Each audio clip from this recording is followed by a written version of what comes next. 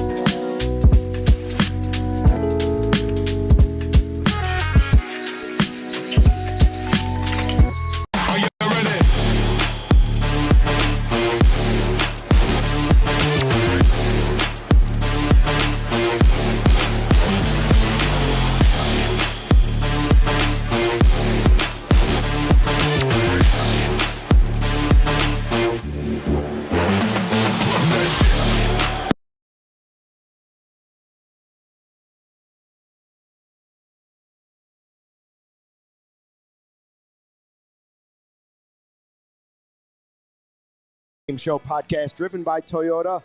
Let's go places and Bet365. Whatever the moment, it's never ordinary. Use code CHGO365 at signup. A brutal Game 2 of the NLDS for your Chicago Cubs. Luke Stuckmeyer, Joey Christopoulos, and Justin Roman with you. Sarah on the ones and twos. And we are live at Old Crow Smokehouse in Wrigleyville, where the crowd is now subdued. If we could A and B the crowd we had for the pregame show and the noise they made versus that tells you everything you need to know. It was, it really was. I said in the open, deja vu, wasn't it? Yeah. The home run, basically to get the game going, you're feeling good, and the Brewers answer right back. In this one, they answer back with 7 unanswered runs on 3 home runs. Shota didn't have it. The Cubs offense didn't have it. We can talk about any one of them that you want. The bottom line is the Brewers have outplayed them in both games real clearly. Yeah. And also I want to add too, 7 unanswered runs that all happened with 2 outs. Yeah. I mean, all those things happened with 2 outs. You were 1 pitch away, all those runs from ever happening in the first place. That's what makes it so frustrating is like, you know, Seiya Suzuki starts us off. I mean, Old Crow was going crazy. That 3-run homer, we're chest bumping. Everyone's screaming. It was I was going to go streaking. I was very excited about that. But then it's like we celebrated for 10 minutes, right? Before Shota, he strikes out the first 2 guys, and then a base hit. Okay, base hit there, and then a 3-run homer. I mean, you're 2 outs in the inning, and you serve it up. And Luke, we talked about, Shota gives up home runs for sure. You were hoping there were going to be solo shots. Unfortunately, in the bottom of the first, it was a 3-run bomb to tie it. And that was it, man. The air was let out of the balloon, and the therapy session started, I think, in the 2nd inning. Gentlemen, baseball is a beautiful game, right? Sure. But sometimes you have to ask yourself, how do you like your baseball? How do you take your baseball? Do you like your baseball with defense? Do you like your baseball with 104 mile-an-hour fastballs? Do you like your baseball with clutch hitting? Do you like your baseball with home runs? Milwaukee Brewers, through 2 games, are completely dominating the Chicago Cubs in every single facet. They have not made 1 mistake yet so far. And honestly, if you're a Cubs fan, you should not expect the Milwaukee Brewers to make a mistake. And we're going to talk a lot about the Chicago Cubs, but through the first 2 games, and I get it, they took care of home field advantage.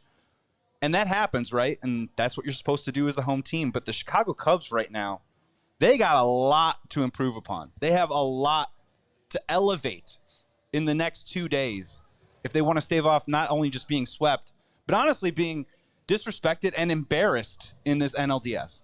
Yeah, we'll get to like the Shota factor in this and what you think of Shota and what his start was. And we'll talk about how the Cubs went with Justin Turner in leadoff, because that was a big storyline, although that kind of fizzled a little bit halfway through the game. But for me, so far, the first 2 games have had a couple storylines. Obviously, the pitching decisions, and then the offense. I mean, the Cubs have 12 runs in 5 playoff games. Never more than 3 runs a game. Never. Never more than 3 runs a game. And, you're looking at this. Well, they had They had 0, and then they had 3 in every other game, right? Yeah. The trends that were happening at the end of the season, the second half of the season, they've all come and carried over to the playoffs. The Cubs did win that playoff series, just like they did win some big games at the end of the regular season when they kind of bounced back up.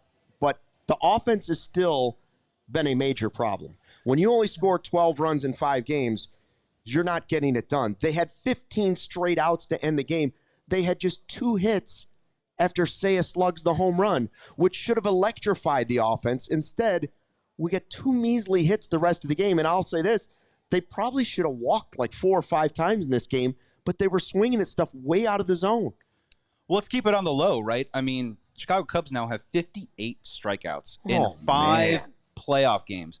Ian Happ, Dansby Swanson, Carson Kelly, and Pete Armstrong were 0 for 16 tonight with 9 strikeouts. And if you want to make it hurt even more, look at what the Milwaukee Brewers in the heart of their lineup did tonight, specifically against Shota Imanaga. Kristen Yelich, William Contreras, and Andrew Vaughn went 5 for 5 against Shota Imanaga before he came out. In the first 3 innings of the game, Shota Imanaga and Daniel Palencia induced only 1 ground ball the whole time. Yeah. It just simply isn't going to cut it. We knew walking into this series that we weren't going to be able to match them with their pitching. We knew the offense was going to have to carry the day. But right now, I mean, we're searching. And Seiya aside, right, he smoked that ball. That was such a great feeling, Justin. But let's be honest, man, this series, right, Chicago Cubs fans out there, we've had a chance to enjoy this NLDS for about 11 minutes, right? The Michael Busch solo home run, that felt pretty good. 8 minutes later, they got it right back. In this one, Seiya Suzuki smokes a 3-run home run. 10 minutes later, Andrew Vaughn signed the game with a 3-run home run, Justin. We haven't even gotten a chance to enjoy the series. Now, listen, you guys brought me on about 2 months ago for some optimistic, positive takes, right? And right now, we're all feeling pretty down. I mean, I am as well. I know my co-hosts here are feeling pretty down.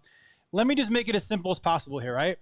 We are going home, and we have 2 games at home. Now, the Cubs can easily win 2 games in a row at Wrigley Field. They've done it before. They can do it again, right? It comes down to as simple as you win Wednesday, you win Thursday, and anything in the world can happen on a Game 5, right? So are we down and out? Are we sad? Yeah, we're sad, right? But this series is not over. There's still a chance. I don't care how minuscule it is. There's still a chance. You win Wednesday, you win Thursday. All bets are off for Game 5 in Milwaukee, and I just pray we can get there. But, Luke, in what manner is that going to come in, though? Well, that's the thing. That's the offense question definitely has to show up. Do I feel good about Taillon? Yeah, we'll get to him later, but I feel fine about Taillon. Like, he's pitched as well as anybody for the Cubs late in the season. But the Cubs have been this team that has been super resilient throughout the year. It started with Steele going down with the injury. They had to find a way, and all of a sudden, it was guys like Taillon and Ray stepping up, and then Shota stepped up, and then it went down the line. Boyd was incredible, right? It just went on and on. The offense was scoring in all kinds of ways. They were running the bases. They were playing defense. They were hitting home runs. They were the team that has become the Brewers. It's crazy. Like, the resilient team has become the Brewers. They're the one that has answered back to a leadoff home run and a 3-run homer in the first inning off their opener. Where's the Cubs' resiliency? It's like it's just faded in these 2 games, right? Well, and the question is who is it going to come from? I don't know. Right? I mean, not PCA and Tucker, I don't think, because they're 0 for the series. Look, and that's the thing, right? And that's what stings, right? Is just take Jackson Chourio, for example, here, who left the last game with seemingly a hamstring injury. He's fine. Was able to get it. Yeah, I think he's okay. Yeah, he looked pretty good, right? He looked pretty good, but he got out there and he was able to put a good swing on it and knocked a home run over the fence. Kyle Tucker is dealing with a calf strain. I completely understand that, but that guy is also supposed to come up and give you the most professional elite bat possible against high velocity. The swings just didn't look good tonight, Justin. I haven't seen it. I haven't seen it at all. An ongoing theme on this podcast has been Kyle Tucker, and it's not positive, and it's disappointing. It's frustrating because I was very excited to get him in the offseason. And sure, through no fault of his own, he got hurt here, hurt there. But, I mean, here we are in October, and he's batting cleanup or third for – he's in the middle of the order and has done nothing for you. Nothing that I can point out like nothing. I'm not saying what the Cubs should do in the offseason when eventually it gets here. Maybe that's Wednesday. Maybe that's next week. I don't know. Right.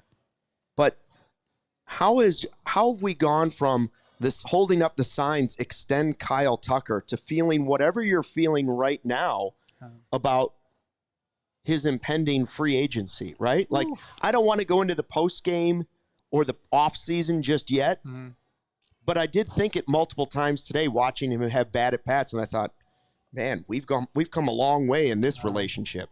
I think, depending on when the season ends, Wednesday and or Thursday, it might be the last time you see Kyle Tucker in a Cubs uniform. The bad at bats is what it is for me, right? I mean, I understand that he coaxed a walk in this game, but did he hit the ball hard at any point today? Did he square anything up? Did he hit the ball hard? Has he hit the ball hard at all during this playoff series? No. Since the first 2 months, has he hit the ball hard? And again, injuries happen. I'm not blaming him for the injuries, but at some point you are who you are.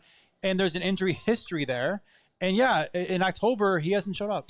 Guys figure out ways to get it done, right? And we're looking for heroes right now, and we're looking for people that want to have whatever it is, legacy performances, legacy starts, whatever you want to call it. And that's what October is. We talked about it before this game started.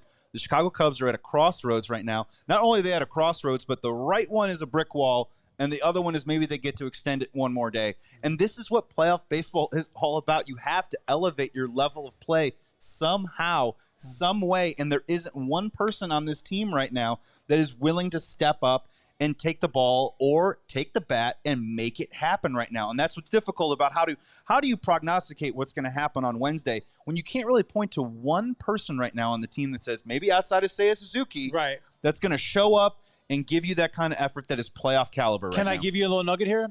I think I know who that person is going to be. Jameson Taillon. A fully rested Jameson Taillon. What do we need? We need a starter to go past 3-4 innings, right? If you're talking about like creating Cubs legacies, I can see it right now on Wednesday. Jameson Taillon pitching his heart out and giving us the start that we need to be competitive and to extend the season by one more day. Because ultimately, you're going day by day now. Yeah. Wednesday is Game 7 to you, right? And then if you win that, Thursday is Game 7 to you. And so I think Jameson Taillon has a chance to really, really carry this team on his back and give us the start of his life. And I see that happening on Wednesday. Everything's magnified. I don't disagree about the Taillon thing, but everything's magnified, right, in the postseason. And when we talk about the struggles of PCA and Tucker, and you look on the other side, and this might not be a fair comparison, but you see Andrew Vaughn, you're like, this guy started his season with the White Sox. It's the curse of the White Sox. And he's making plays at first base with range. He made a nice defensive play, and you look at what PCA and Tucker were, and you're talking about 2/3 of the starting outfield in the All-Star game versus a guy who his own team was mad that he wasn't playing hard enough in spring training. Yeah. And this is where it's flipped to. Baseball is a crazy sport, but that's as crazy a turnaround as I've seen. I'll give you one more comparison, too. How many – we're all on Twitter and stuff, right? You see it's all about PCA, and they got Cheerio, we got PCA, and we're all like, well, what's happened in the postseason? Cheerio's been a beast. 21-year-old, by the way. A beast. And we're not even talking about PCA because he's done nothing. And – when you start to kind of wrap your head around it, look, you have to ask yourself, where is it going to come from? I mean, Justin, you're completely correct when you said it in the pregame today that, going far in the playoffs, like the norm, the axiom to go far in the playoffs is pitching and defense, right? And we have the defense. I'm going to stick to that one. And honestly, the Milwaukee Brewers have made a lot of great plays, and they've shown defense too as well. I'm not going to sit here and say that we have the pitching to match up with the Brewers, which is why I thought our offense was going to have to carry the day. Mm-hmm. And a lot of these guys are veteran guys, and as I mentioned, the Ian Happ, Carson Kelly, PCA, Dansby, Swanson going 0 for 16 with 9 Ks. They all are basically 245 hitters with 20-something RBIs and 20-something home runs and 80-something RBIs this season. They simply just haven't shown up. It's coming at a terrible time, and look, it feels awful right now, and we're all going to have to go into the Mind Palace lab over the next couple days. But you're right, we just have to scratch together one win at Wrigley Field to somehow get that feeling back. And that's a big part about it too, just really quick, is that the emotions of a series, they mean something in the playoffs. Just to me personally, they mean something as a fan, that's for sure. And I think they feel it in the dugout too as well. And if you're telling me that we've only had maybe 11 minutes of joy, confidence, anything inside that dugout or anything outside there with Cubs fandom right now, 11 minutes, we got to build more than that, man. We got to play some stronger innings or play with the lead or something or anything at Wrigley Field to even give us a shot right now. Otherwise, Pat Murphy, you just completely aced Craig Counsell every step of the way. Everybody's feeling a little low after game 2, but our guy Stephen Nageshi has this Toyota Super Chat for you. Oh, Stephen, of course. Come on in, man. 2025 might be the last postseason for the Cubs. No, that is low. Come on. We're getting low. Whoa. Don't forget about 2032. We'll be fine. 2032 when we start to play. Anyways, we're going to talk more about it. What are you most disappointed in these first 2 games against the Brewers, other than obviously the losing? What part of it are you most disappointed in this series so far against the Brewers? Let us know in the live YouTube chat here at the all-new CHGO Cubs YouTube channel. Cubs lose 7-3. We'll be right back after a word from our sponsors. Hey, Chicago sports fans, with the Bet365 early payout offer, you're a winner if your team goes up by 17 points with an instant payout on straight bets and parlay selections marked as winners. So download the app today and use code CHGO365 when you sign up. They have amazing NFL offers this season. Thursday Night Football, there's a $10 safety net bet. Sunday Night Football, $365K jackpot. And Monday Night Football, 50% profit boost token on SGPs. That's same game parlays. So double your winnings on parlays with Bet365, 100% parlay boost. Download the app and use code CHGO365 when you sign up. New customers right now get $200 in bonus bets when you bet $5 win or lose. So sign up, use code CHGO365, deposit 10, place a bet for 5 to get $200 in bonus bets. If your bet wins or loses, it's good for props, futures, and more. Whatever the moment, it's never ordinary at Bet365. You must be 21 plus or older. If you or someone you know has a gambling problem, crisis counseling and referral services can be accessed by calling 1-800-GAMBLER in-app only. Let's be real for a second. The world has gone soft. Everybody gets a trophy for just showing up. Soft is okay when you're talking about a pillow. Or brisket. But not when you're talking about soda. Sodas used to have some kick. Now it's all about, pretty colors and easy fizz. RC Cola is not a soft drink. It's just a damn good cola. The original cola that doesn't fold under pressure. RC is the OG in a world of spineless soft drinks. No trends, no gimmicks, no glow-up. RC hasn't changed its stripes since 1905 because it didn't need to.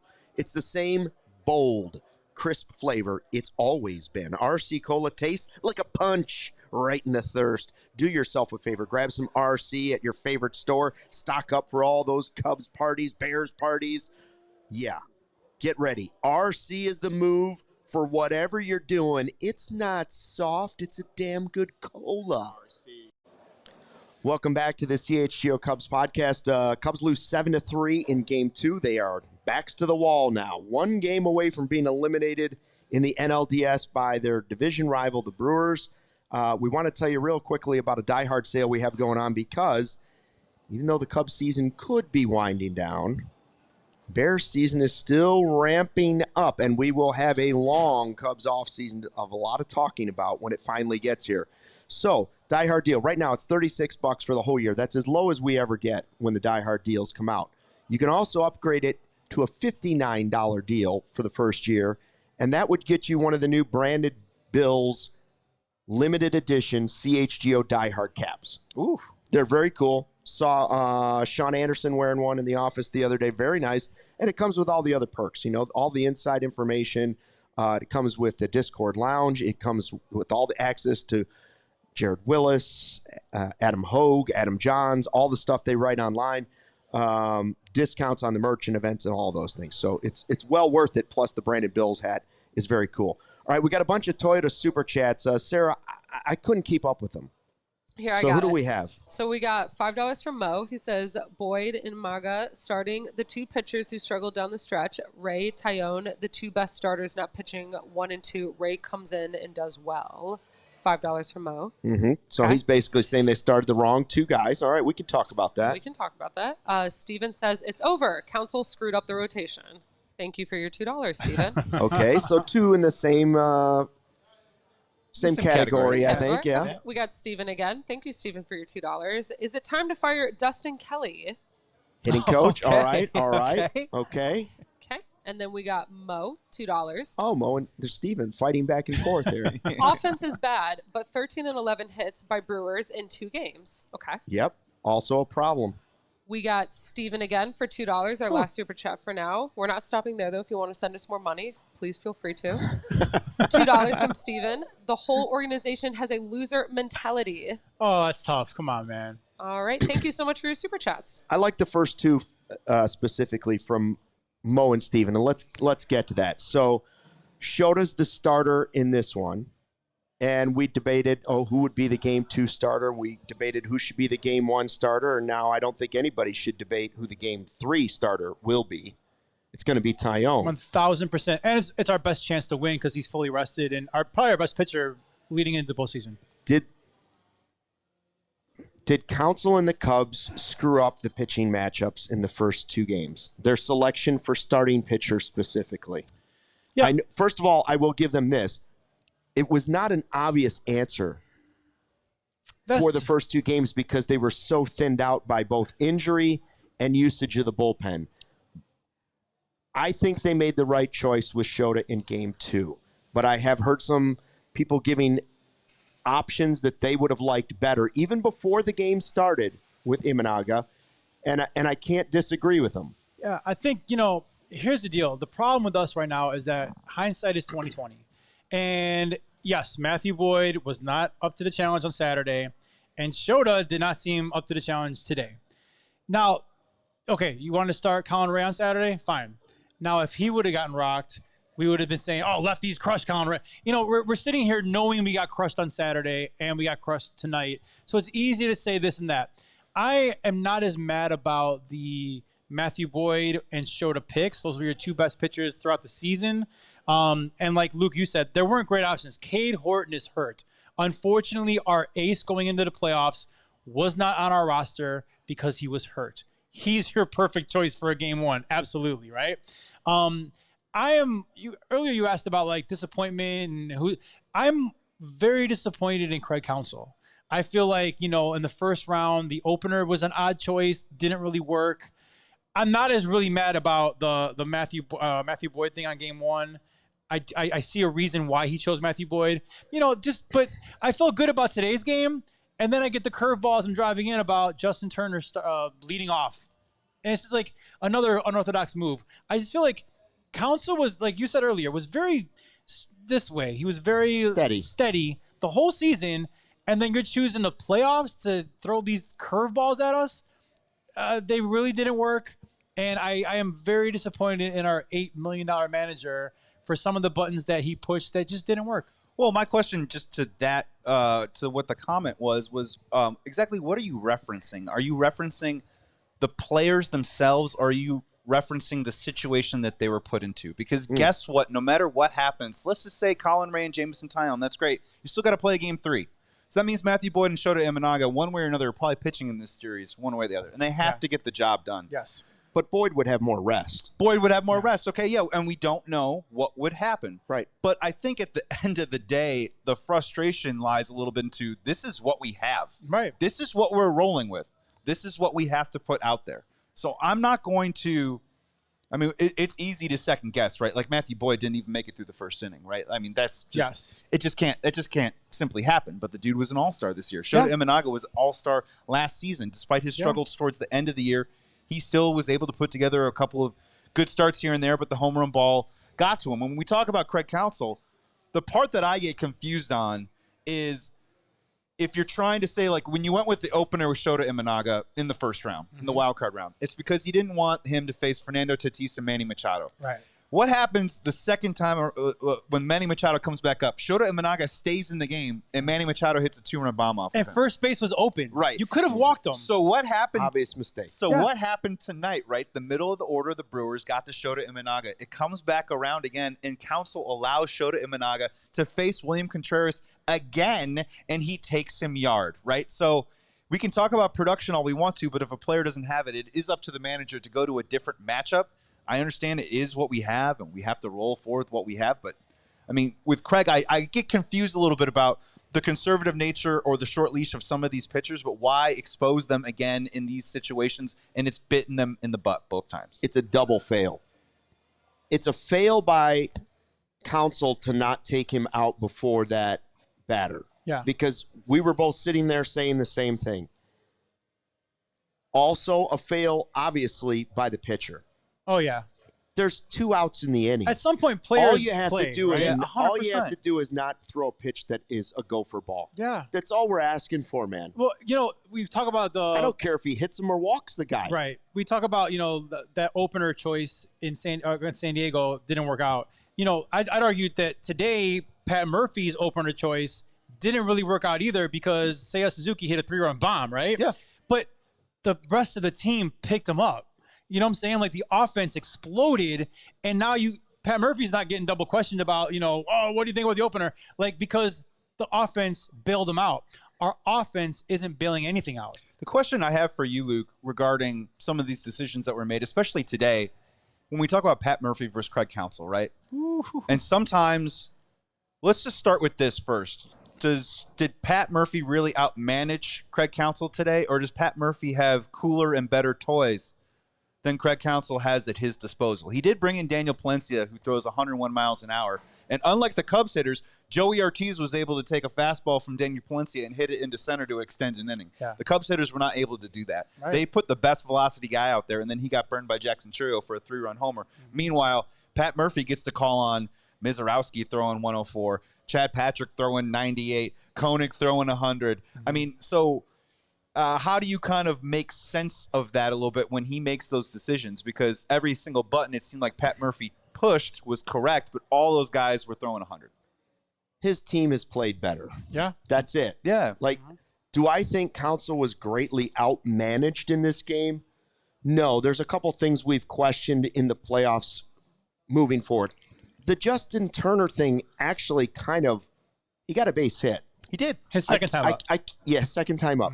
I can't say it didn't work. There was no defensive play at first where Turner left you saying, well, Bush would have made that play. That led to a big play. And then he did come up with a base hit. Fine. Let's just call it a wash. But Michael Bush missed out on 2 at-bats because Justin Turner took 2 at-bats. And we all can agree Michael Bush has been probably our best hitter, or at least one of our biggest threats. But in that first at-bat, they were up 3-0. Yeah. It's not like they didn't score runs. What the lineup he put out there gave you a 3-0 lead, and then you coughed it up. I have a bigger problem with the second home run. Mm-hmm. That's the one that I also sit there and say, well, I don't think I'd have let him face Contreras, not after he gave up a 3-run homer already. Yeah. And I was standing there talking to 2 of our diehards, and I said, this is the most Shota second half outing that you can imagine. He gives up 3 runs, and then he settles in for a little bit, and you're like, oh, he's going to settle in. And then they always let him go 1 batter too long. Yeah. 10 seconds later, the home run goes launching. Machado, it's like Contreras. Like, come on, dude. 2 outs, nobody on. I know. And you're just like hoping he can get. The pitcher's got to make a better pitch. Yes, and at some point, that's what I'm trying to say. The Brewers' offense bailed out Pat Murphy's opener decision. The Cubs batters did not bail out Craig Counsell, and Shota Imanaga is a big boy, and he is one of our studs, or he has been at least the past 2 years. If he makes a better pitch, we're not second guessing, oh, you should have taken him out because he got Contreras out.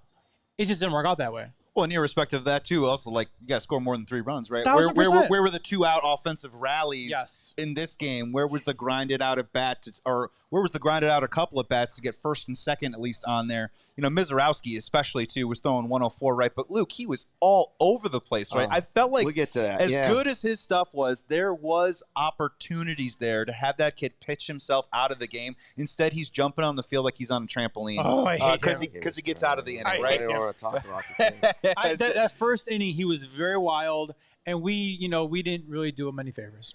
There were 3 places where this game changed. The first was the 3-run homer they answered with. Mm-hmm. Right? Oh, that hurt. I mean, that deflated us, no Yeah. question. The Cubs are still in it. Mm-hmm. The second home run, while disappointing to me, doesn't totally change the game. It's still just a 1-run game. 4-3, right. The next home run to Churio is the other one that changes number 2. And number 3 was the fact that they didn't score a run off Misiorowski when they should have in the very first inning they faced him. They had They could have had 3 or 4 walks just by going up to the plate and standing there with the bat on their shoulder because he could not throw 3 strikes. Right. He couldn't do it. Yeah. They were swinging at stuff that was a foot outside, and I get it. The guy's throwing 104. You're making a tough decision. I'll make the decision for you. Go stand up there. Don't swing. Be me in Little League. Just stand there terrified and let the guy walk you, and then you'll be on base. Especially when you're chasing, 4 runs at that point? You can't hit a grand slam with no one on base. So at that point, it's like these guys are trying to, it's like you're trying to do too much. You need to be on base because even you hitting a home run doesn't do anything. We need base running, we need traffic, and we've seen Jacob Misiorowski panic. We've seen him be horrible. We've beaten him a couple different times, but yeah, I agree. We did our approach was not great against Misiorowski, and then he gets to jump and celebrate when really ridiculous. It's our fault. Yeah, and the small modicum of a compliment too, as well as Matt Shaw has looked completely overwhelmed, overmatched, and like a rookie in every single game he's played in the playoff series, wild card, and in this NLDS.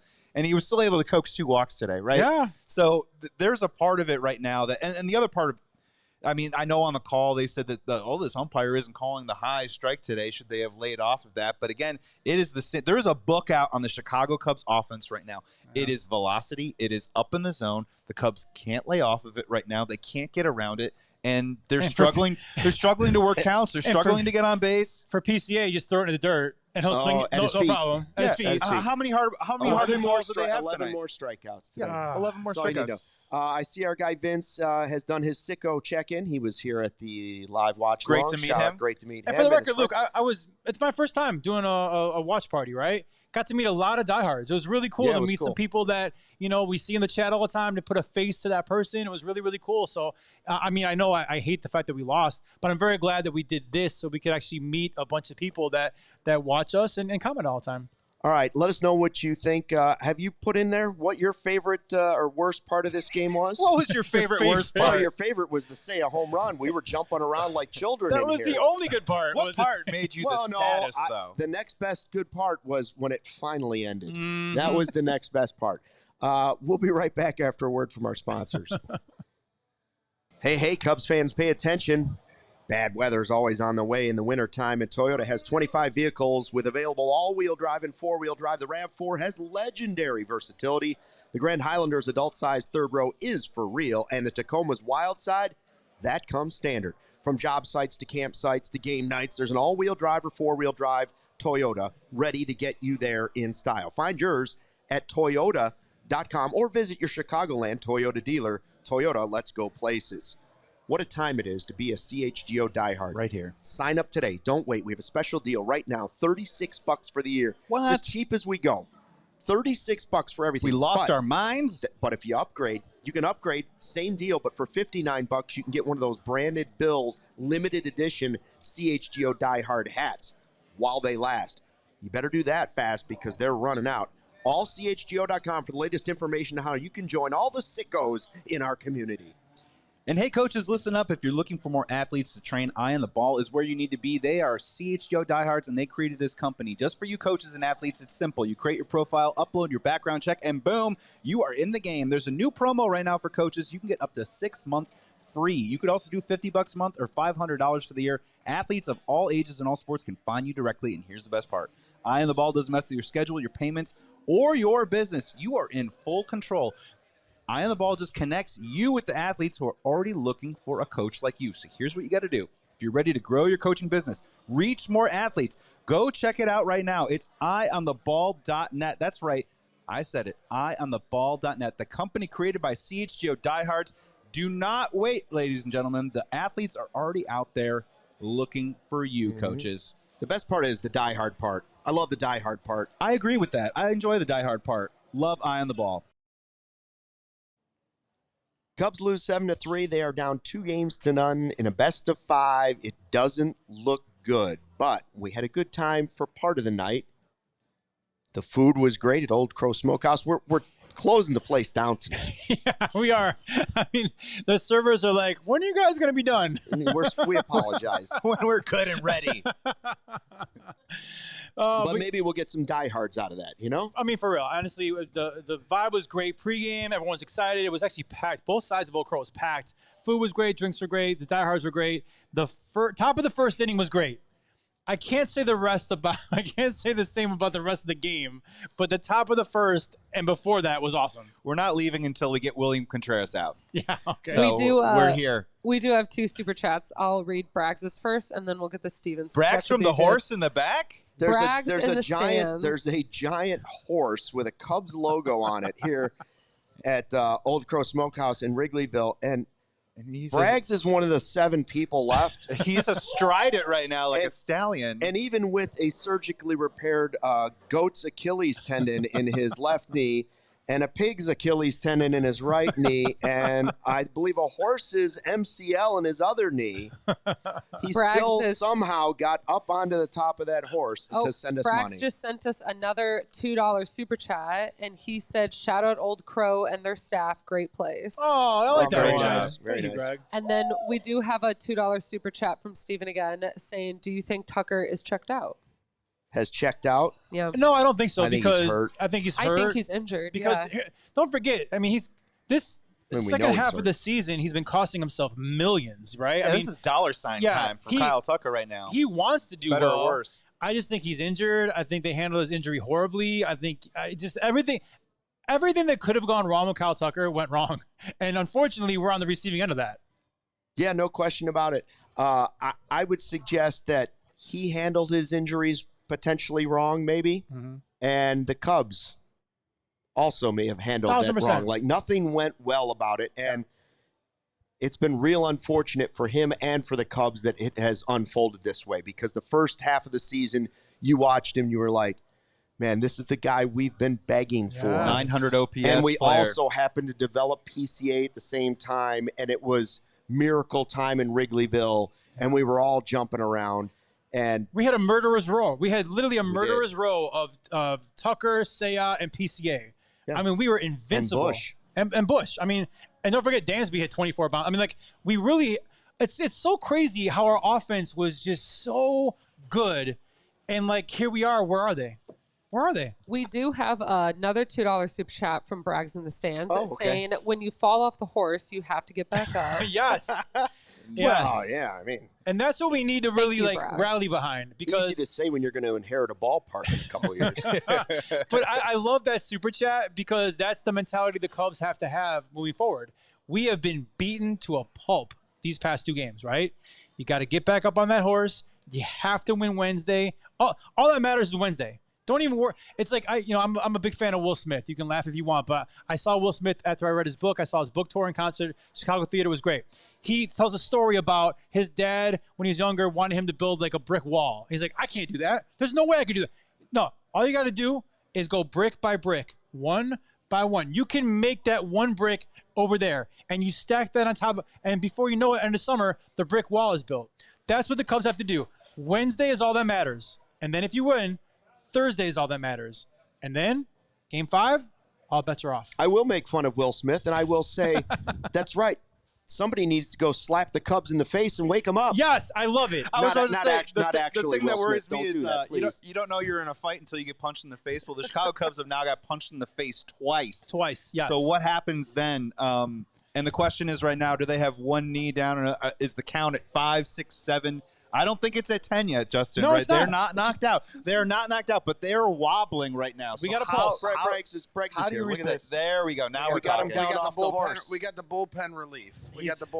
All right, tell us about Caleb Williams. All right, Bring it in. Let me tell you about the Bears. Tell us about Arlington Heights in the stadium. Because this is the part of the program where we get the positivity. You know, Yeah. Let's roll it forward. The horse Here, has squeeze brought it me in here back so we into can get him life. on camera. Yeah, for sure. I'm He's trying been in to Vegas. squeeze. He's bigger than he was Squeeze. a week ago. Let's Little squeeze in. squeeze.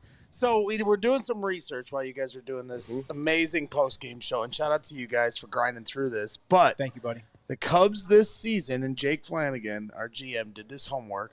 He beat out AI. You should never use AI, and Jake is living proof of this because he smoked AI by like 8 minutes. Really? On this yes, he dominated. The Cubs have had 3-game sweeps this season. Okay. They've won 3 games in a row 15 times this season. They have. Wow. And they've beaten the Brewers 3 games in a row one time in August. So there you it go. can happen. I mean, you know what I say is the Cubs don't sweep. The Cubs also rarely get swept, right? Yeah. And that's what they're up against right now. And the situation is really, of course, it's down to one game. It's down to one game to grind out one win and put yourself in a position to play another day. The question is, what kind of momentum can they gain from Wrigley Field? What kind of momentum can they gain from that atmosphere right now to just try and scratch out one win? Even if it's 1-0, Braggs. If they win 1-0 on Wednesday, that means they get to play on Thursday, and that's enough to just stay alive for one more day. Correct. And I'm kind of where Justin is with this. Right now, they have no momentum. Right now, None. the Brewers have all the momentum, and they should sweep this series on Wednesday, the way this series is going.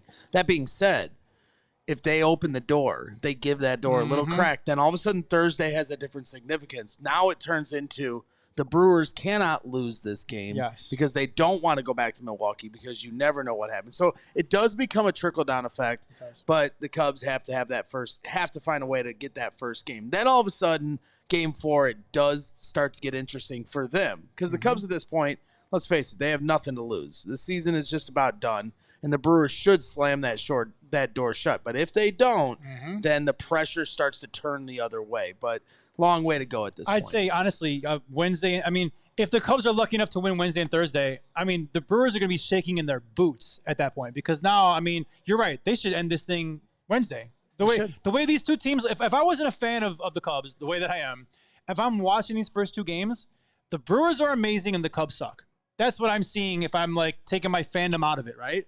So it should be over on Wednesday. If the Cubs can win at home with the Wrigley Field faithful Wednesday and Thursday, I absolutely think you're looking at the Cubs have all the momentum and the Brewers are shaking in their boots on Saturday. And it's not even just the Cubs are, the Cubs suck and the Brewers are amazing. The Cubs have no life.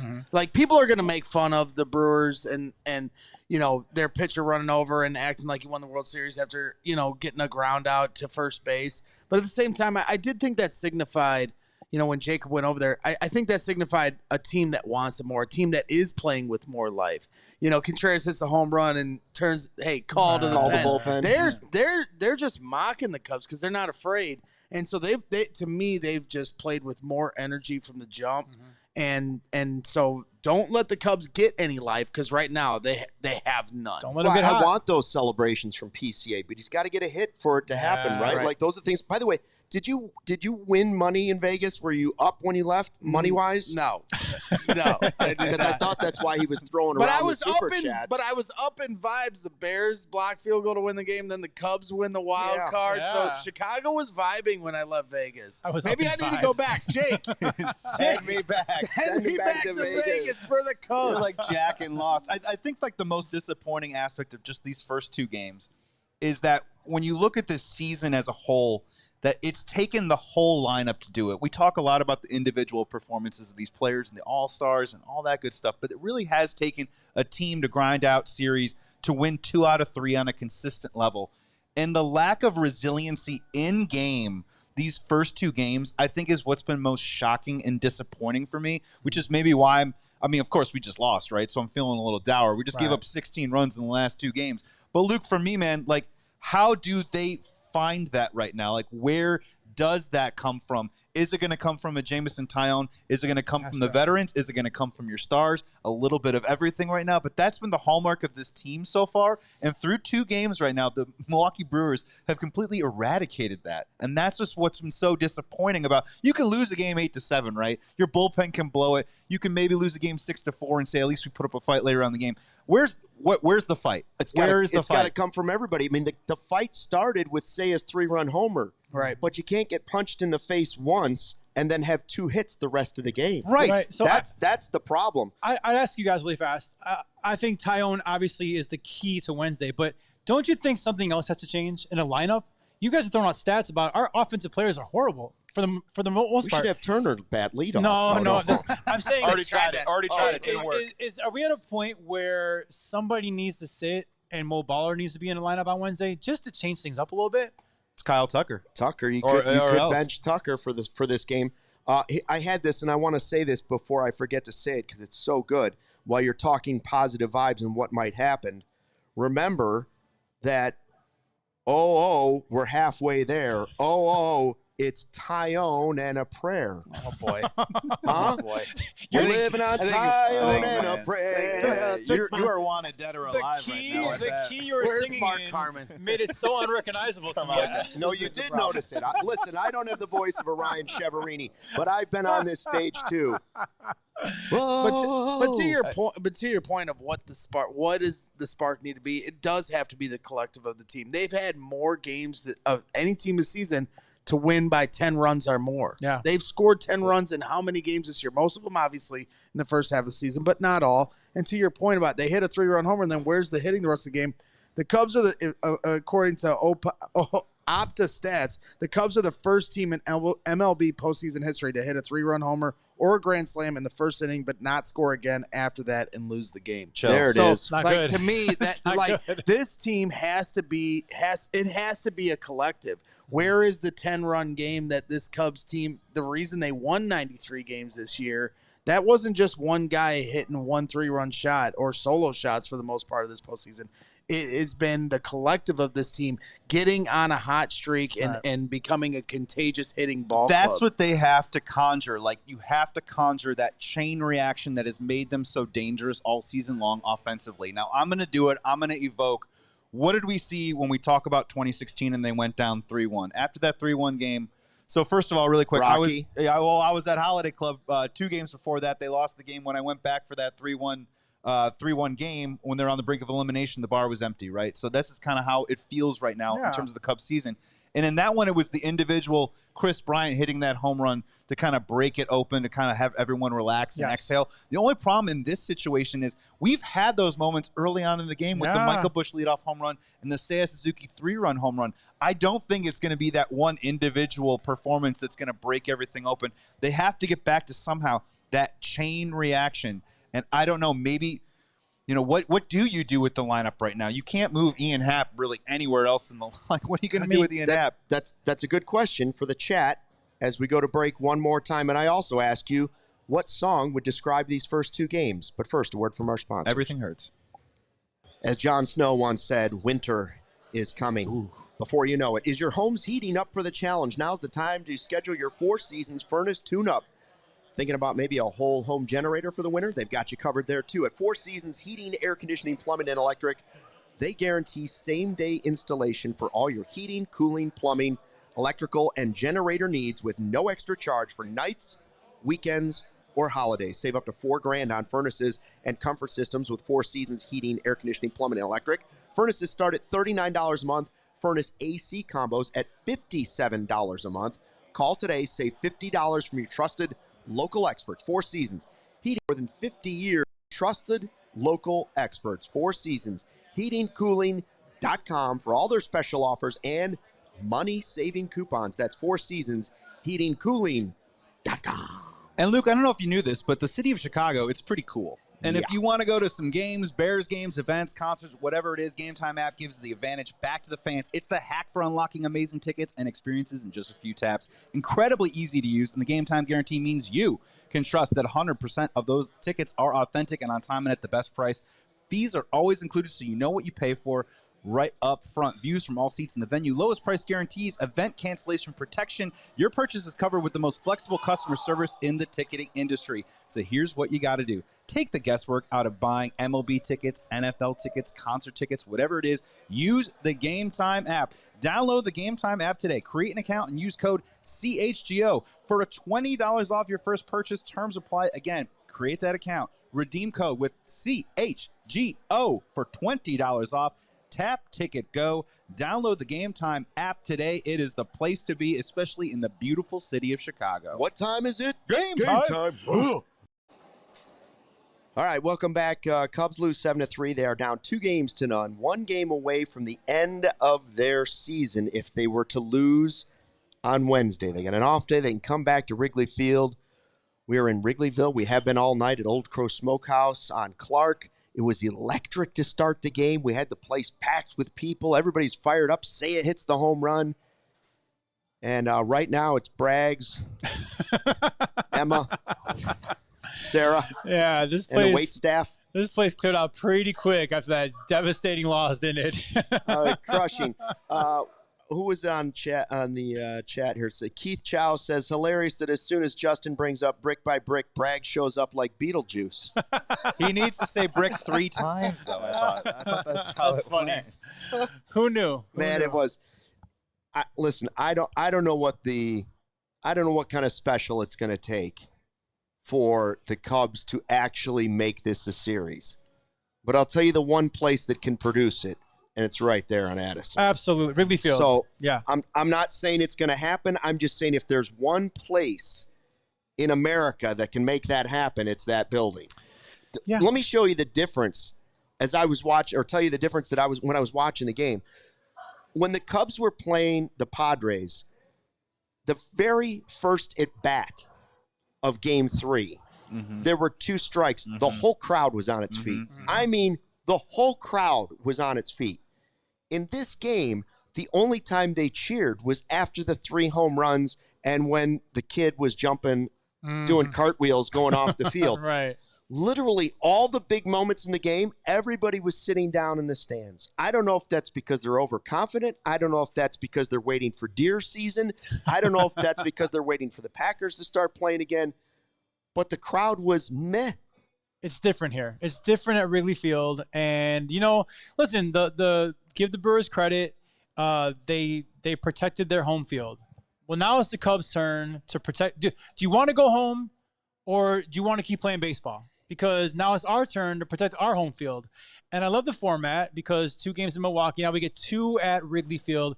And, Luke, your point is totally accurate. It's just different at Wrigley Field. And if you can't get pumped up and you can't get energetic and passionate about this fan base, then this isn't for you, right? So the most important game of our season is Wednesday. I do believe my prediction, I said at first Cubs in 4. I'm changing that to Cubs in 5. Jameson Taillon is going to show up big, and we are going to live to fight another day. I believe that for real. Yeah, I mean, if we want to start turning the page a little bit, I think the most important thing for the Chicago Cubs, at least from a pitching standpoint, is they got to start getting the ball on the ground. We have to start having them hit ground balls to Matt Shaw, Dansby, Swanson, Nico Hoerner, and Michael Busch. One of the best infields in the major leagues. Jameson Taillon gives up a lot of home runs. We get all that. He has to keep the ball out of the air. He has to get it on the ground. And it looks like, we'll see what happens. Pat Murphy could really do anything, but it does look like it's going to be Quinn Priester. Sinker-slider combo. The cutter, you can definitely get to the cutter. Against the Chicago Cubs this year, 14 1/3 innings pitched, 10 runs allowed, 3 home runs. The most important stat, though, Luke, is 11 walks in those 14 innings. On August 21, he lasted 4 1/3 inning. He only gave up 1 run, but he walked 5 guys, right? There has to be, you have to create your own opportunities to get the crowd into it, get some traffic going, and then execute in those moments, hopefully with a big hit. Something that the Milwaukee Brewers have done. The Chicago Cubs have to turn the tables, and they have to start getting the traffic of their own, cashing in on those opportunities, and as you said, getting Wrigley Field into a frenzy, getting it on their side, and it's all about the emotion, the emotive of getting that momentum back because you're in our house now to win those 2 games and try and extend this series for as long as you can. And he's a local kid, right? Priester's from here? Yes. Yeah, I believe Gary Grove, I think. Yeah. So, I mean, literally, listen, he's going to be jacked. If the Wrigley Field faithful can really, really make some noise, and he's going to be a little nervous. I mean, this is a clinching game for them, right? And so maybe the perfect storm of nervousness and the Wrigley Field crowd's going crazy and we rattle him. He's not been invincible. You read those stats. He's not been invincible. He's a good pitcher, but Jamo's going to outpitch him.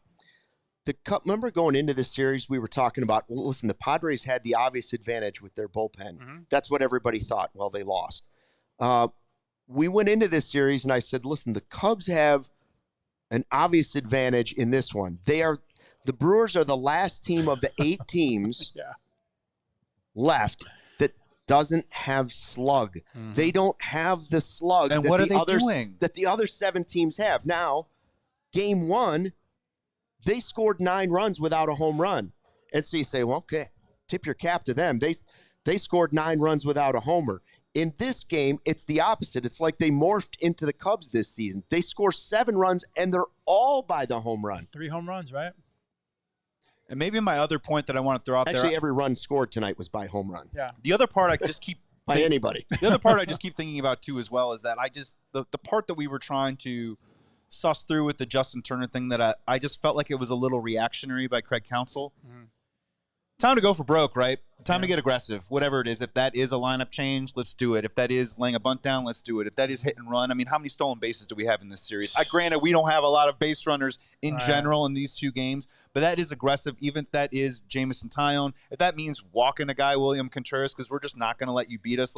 Be proactive. Try and get ahead of Football Reference, the sticks on this one. Stay ahead of the sticks. Stay ahead of those decisions and see if you can try and get something going to put the Brewers on their heels. I don't see it. I don't see it. Like, if your answer is, man, they've got to put Mo Baller in there. That's the bat they need to add to the lineup. And it might work. I'm not saying it wouldn't. I don't believe this organization will sit Tucker. How about Hap? And he won't recuse himself from the lineup. They'll never sit Hap. Okay. Because of who he is, the most tenured player on the team, what he is in the clubhouse, all of those things moving forward. They can't – it's just a move you can't make in the clubhouse. You're right, because Tucker can't play the field. So that's right. So Hap's not even an option. The only way they can do it is keep Seiya in the outfield, and somebody has to be the DH. Right, so Tucker. So it's really the only person they can do it to is Tucker. And unless Tucker wants to come out and say he's hurt so bad that he can't play, which I don't believe he would do, I don't think they're going to do it. I think it's going to be the same guys. I think they're going to go with the guys that got him here, and they're just going to have to play better for 3 straight games. And honestly, that is a formula for success because, again, in the first half of the season, you saw these same guys crush Major League pitching. So, I mean, the talent is there. I don't know what the heck happened the second half of the season. They were all in a collective funk, and that seemed to have carried over a little bit here. But, you know, the formula is the guys that got you here have to be the guys that got you here in the first half. And, you know, we'll see, man. It's tough. Look, it is what it is. Like, cosmetically, it just hasn't looked right and it hasn't felt right. And we're talking about October baseball here, and you have to elevate your level of play if you want to go deep into the playoffs. Let's be honest, against the Padres, Chicago Cubs won the series, right? But the Chicago Cubs in many ways survived that series more than they took down the Padres, right? So this is rubber meets the road time. Like, they're either going to get bounced out by the Brewers or they're going to start playing October baseball, put up a fight, and maybe make this series interesting. Let's be honest, even if they were to move on from this series and magically win 3 games, they have to figure something out because they're going to get smoked by the Phillies or the Dodgers either way. It's as simple as that. They're not, the talent level right now is there, but the production, the execution is not up to snuff. It is very simple. It is very plain. They just have to raise and elevate that level of play. And for God's sakes, just on Wednesday, show us what an October Cubs playoff team should look like. I get it. It's fun winning 3-1 and 3-0, and our bullpen's doing it. And you get back-to-back jacks in 1 inning, and that's your offense mostly for the whole day. It's great to win those games, Luke. It is. But at the end of the day, man, everybody knows we need to do more. They need to do more, and that's the only way that it's going to go. Or, we're going to be doing one more sad postgame. You know, it's sort of like that homestand that we had at Wrigley Field where you had 5 straight games against the Brewers. And people were like, oh, we could get the division if we could get all 5 games. Like, there was this hope of, if you can go on this huge streak and shock the Brewers with 5 straight wins, you can get back into it. By the way, that turned out to be sort of true. The problem was they lost the first game and they let the last game get away. And it was just as deflating. Like, you got your hopes up. But in between But I'll take the in the middle. I'll take the 3 wins in the middle. Wait, you're saying we beat the Brewers 3 games in a row? It's happened before? Yeah, harken back to that 7-0 loss that opened up that series. I was there. And it was, and honestly, that was I think that was probably the lowest point in the Cubs season of losing 7-0 in that moment. That was the lowest point of the entire season. And the crowd booed Kyle Tucker. Yep. It was the worst. It was the lowest point of the season. I was there, hands down. And the best part about it, let's start spinning it forward, right? I'm gonna get out my turd shining kit right here I can start shining it up a little bit. What happened that day? Rain washed away that doubleheader, and they had to move it to the next day. That gave him that break, and right? what happened that next day? The very next day they won. And here's what we have to just realize right now is that we do not want the Chicago Cubs playing tomorrow, right? And guess what? They don't. They don't. They have the day off tomorrow to recalibrate. 24 hours to get to be together as a group one more time and do all that meatball stuff, like look in the mirror. Who do we want to be? What kind of team? How do we want to go out? And what's the message that we want to impart to each and every single one of us on that team? They actually get that day off tomorrow. It would be awful if they played tomorrow because they might actually lose. Maybe that day off allows them to recharge, reset, go back to that recent history of getting that time off, coming back, pick up one game, go one game at a time, see where you are. So what you're saying is that in 2016, 17 minutes of rain washed away 108 years of tears. And then rain in August led to 3 straight Cubs wins. And as I look outside in Wrigleyville right now, What is this? If Tom Skilling were still broadcasting, Hold on. he would tell you it looks like showers. Wow. It looks like some God rain out is there. washing away Game 2 right down one of those dirty Chicago sewers. Is this the Jason Hayward speech right now? What do you got? Oh, Taillon and a prayer. What do you say? Oh, that's too close to the real song. YouTube's not going to like that. It was too much like Jovi himself. It wasn't close. You're good. It wasn't close at all. You're good. Bud. If you're the Cubs right now, it's my life, and it's now or never. This season might not live forever. Oh, I like that too. That's not bad. I'm gonna live. Hey, while one more. I'm still alive. I have one more. Wednesday. And if you're in a Jovi deep cuts, never say goodbye. We're not saying goodbye. Oh, never say goodbye. We're not saying goodbye. Never say goodbye because we're gonna win on Wednesday and then Thursday and then Saturday is anybody's guess. Brewers wanted, dead or alive. Always. Always. Keep going. Well, right now I do feel like I was shot right through the heart. I'll tell you. Nice. I feel like I was I'm shot through 30 the years heart. in the business. Can I end on this for a That's second? what we expect. The song that we're forgetting by Bon Jovi that we need to remember more than anything in the world is Bon Jovi, Keep the Faith. Keep the faith. Keep the faith. Keep the faith. That's the why faith. Roman is here. Keep the faith. All right. Thanks for checking out the CHGO Cubs podcast. We appreciate Thanks you. to Braggs for sticking around for the $2 super chat.